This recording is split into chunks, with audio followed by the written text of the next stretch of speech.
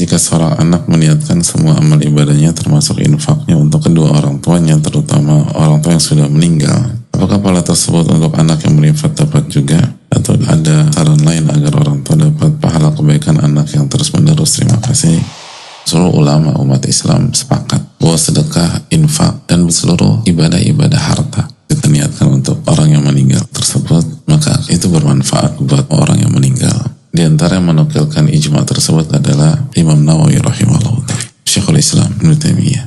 Pada dasarnya kita mendoakan orang beriman yang telah wafat itu sampai, mau orang tua, mau kakak, mau adik, mau teman, mau sahabat, sampai. Tidak harus anak yang berdoa.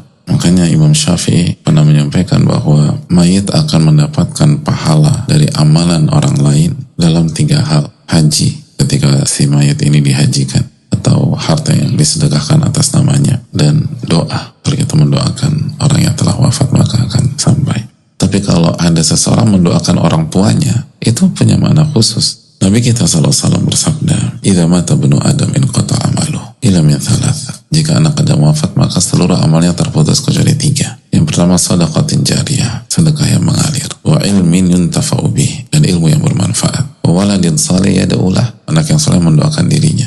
Jadi kalau ini tentang anak ke orang tua yang telah wafat, maka doa anak ke orang tua itu memiliki arti yang jauh lebih khusus dan intimate. Kenapa? Karena anak itu sebagaimana yang disampaikan oleh Nabi SAW, wa waladahu min kasbihi, karena sesungguhnya anaknya itu adalah bagian dari usaha dia. Dijelaskan sama para ulama, maksudnya apa? Innal walad ba'du min abi, anak itu bagian dari orang tua, satu kesatuan dengan orang tua. Makanya kalau anak mendoakan orang tua yang telah wafat, seperti orang tuanya itu yang berdoa. Jadi kalau misalnya Pak Budi wafat, lalu anaknya Pak Budi mendoakan Pak Budi, ketika anaknya Pak Budi mendoakan Pak Budi, itu hukumnya seperti Pak Budi yang berdoa. Oleh karena itu jelas insya Allah dapat pahala dan akan sampai ke orang tua.